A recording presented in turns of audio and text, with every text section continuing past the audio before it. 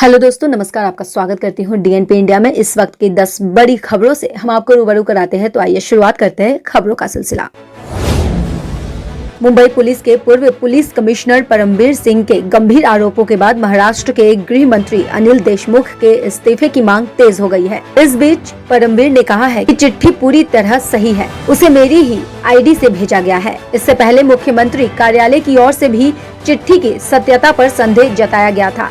ये बात सामने आई थी कि जो चिट्ठी भेजी गई है उस पर परमबीर के साइन नहीं है।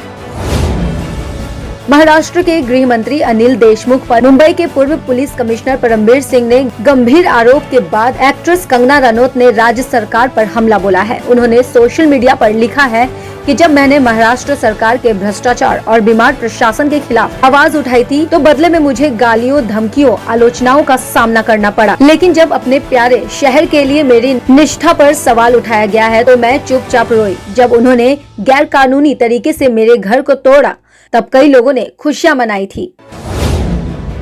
देश में कोरोना का आर फैक्टर भी बढ़ गया है। आर फैक्टर यानी वायरस का रिप्रोडक्शन, जिसकी वजह से कोई संक्रमित व्यक्ति अगले कुछ मरीजों में संक्रमण फैलाता है। जानकारी के मुताबिक फिर कोरोना का डर फैल रहा है। आर फैक्टर सबसे ज्यादा महाराष्ट्र, पंजाब में ही बढ़ रहा है। यहाँ एक संक्रमित से करीब 5 लोगों में संक्रमण फैलने की आशंका है, जबकि गुजरात और मध्य प्रदेश में ये आंकड़ा 3 है।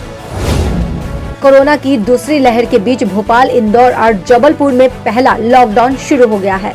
रविवार को अस्पताल और मेडिकल छोड़कर सभी दुकानें बंद रहीं। सुबह सिर्फ दूध सप्लाई की छूट दी गई थी। पुलिस सड़कों पर तैनात रही। जगह जगह बैरिकेड्स भी लगाए गए।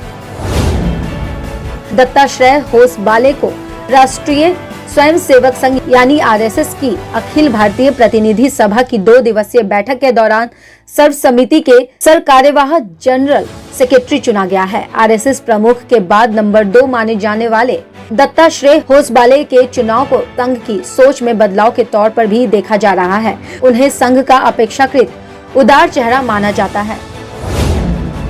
विधानसभा चुनाव को लेकर सियासी पारा अपने चरम पर है। इसी सिलसिले में प्रधानमंत्री नरेंद्र मोदी लगातार दूसरे दिन रविवार को असम और पश्चिम बंगाल के दौरे पर है।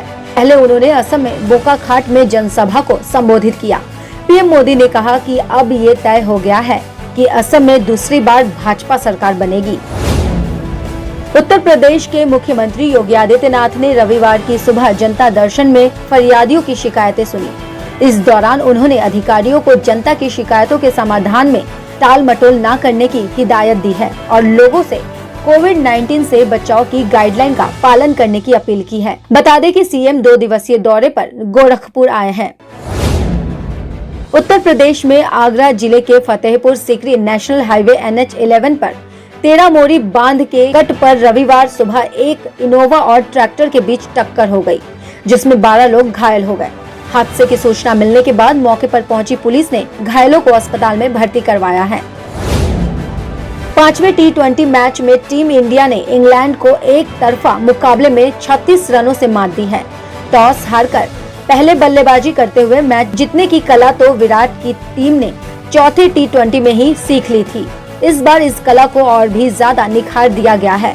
कसी हुई गेंदबाजी, बेहतरीन ओपनिंग साझेदारी और सभी बल्लेबाजों के बेहतर स्ट्राइक रेट से भारत ने सीरीज अपने नाम कर ली है। अमिताभ बच्चन को पिछले शुक्रवार को इंटरनेशनल फिल्म आकरा इविज फेडरेशन का सालाना अवार्ड दिया गया है। ये अवार्ड अमिताभ बच्चन को पुरानी फिल्मों के रीस्टोरेशन के लिए जागरूकता के लिए दिया गया है। ये रीस्टोरेशन जरूरी क्यों है, इस बात का पता हमें इस हकीकत से चलता है कि वर्ष 1970 तक की 70% फिल्में हम खो चुके हैं। वो या तो आग की भेंट चढ़ गई है या विग्नेगर सिंड्रोम के चलते बर्बाद हो गई है। दोस्तों, खबरों की और जानकारी के लिए देखते रहिए डीएनपी इंडिया। नमस्कार।